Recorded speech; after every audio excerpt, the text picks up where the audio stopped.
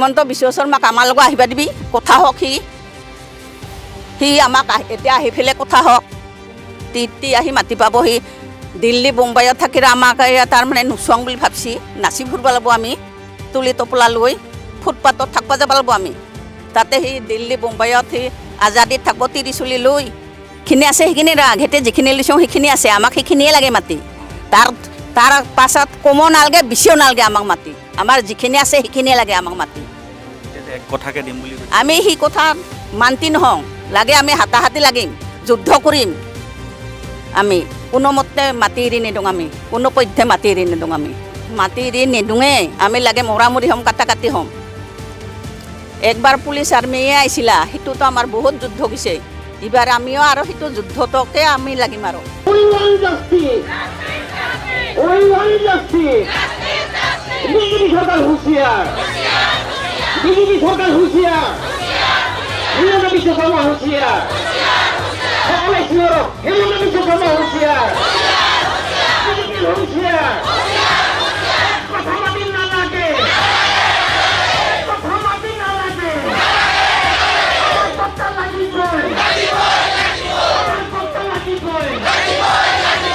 আমাৰ ঘৰত মাটি আছে 5 বিঘা মানে হ'ব আমাক 5 বিঘা মাটিৰে পট্টা লাগিব আমি কেতিয়াও এক কথা মাটিত পাট্টা ল'ব নোৱাৰো আৰু নলওঁ কেতিয়াও নলওঁ আমি এক কথা মাটি মানি ল'বই নোৱাৰিম মৰি যাম আমাৰ জীৱন যাক তথাপিও আমি মানি নলওঁ আমি জীৱন দিম তেজ দিম মাটি নিদিম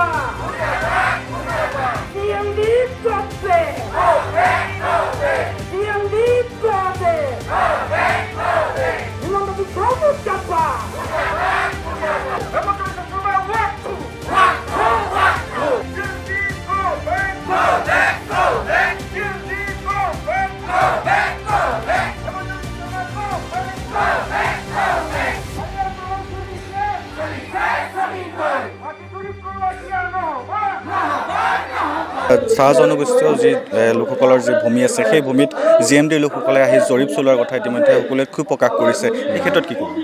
আজি GMD মানুহ আহিব বুলি গম পাইছিলোঁ কিন্তু মানে দেখা গ'ল যে এতিয়ালৈকে আহি পোৱা নাই আচলতে ইয়াতে চাহ শ্ৰমিকখিনিক যিকেইটা লাইন আছে আমাৰ পুৰণি লাইন PWD লাইন পাক্কা লাইন আৰু পুৰাণ লাইন বুলি এই তিনিটা লাইনত মানে কি মানুহখিনিক যিখিনি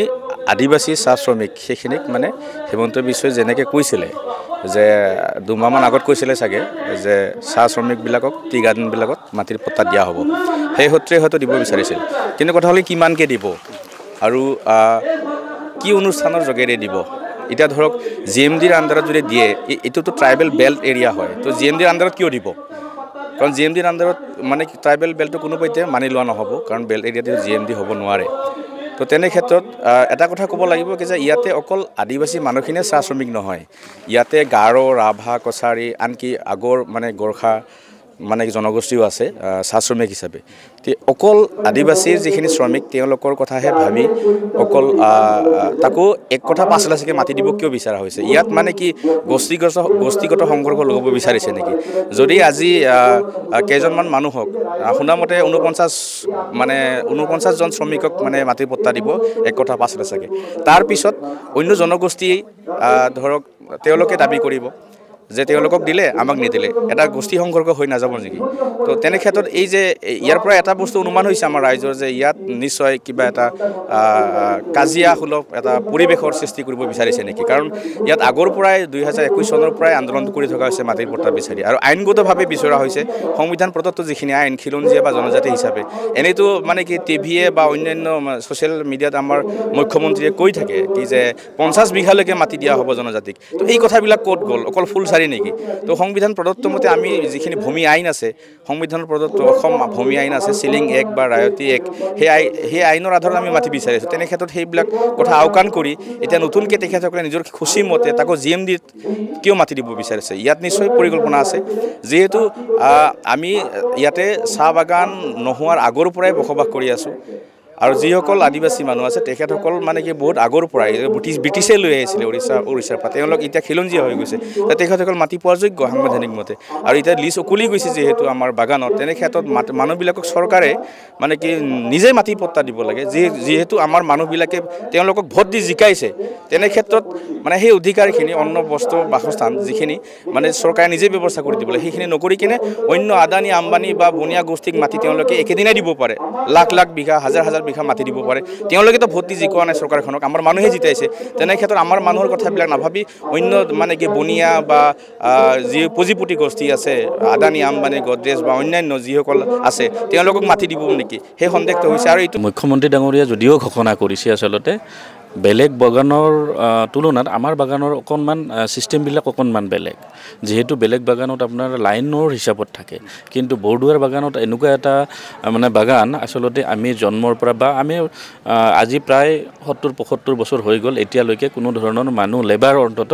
কোনো ধৰণৰ লাইনত থকা ব্যৱস্থা নাই গতিকে ইয়াতে 2-3খন লাইন আছে কিন্তু লাইন থাকিলে আপোনাৰ যিসকল মানে ষ্টাফৰ মানুহে তাতে থাকিছিলে আচলতে 2-এজন এনেকুৱা মানুহ আছিলে যেনেকৈ লেবাৰ আপোনাৰ ধৰ চকীদাৰ হওক আপোনাৰ এনেকুৱা আচলতে ফৰেষ্ট চকীদাৰ বুলি আগতে আছিলে আমাৰ গম পোৱা মতে সেই মানুহখিনিহে আছিলে আচলতে লেবাৰ কোনো পধ্যে ইয়াতে লাইনত থকা নাছিলে চ' এতিয়া আপোনালোকৰ যিটো মুখ্যমন্ত্ৰী ডাঙৰীয়াই আমাক যিটো মানে চাহ শ্ৰমিকসকলক যিটো পট্টা দিয়াৰ কথা কৈছে সেইটো আপোনাৰ এক কথা কৰি দিয়া কথা আছে গতিকে এক কথা কৰি দিলে আমাৰ অন্তত এই বাগানখনত যিসকল মানুহে আজি আপোনাৰ 2 বিঘা 3 বিঘা 5 বিঘালৈকে মানে নিজৰ বস্তি মানে দখল কৰি আছে সেই মানুহখিনি আচলতে জীৱিকাটো নাইকিয়া হৈ যাব এক নম্বৰ কথা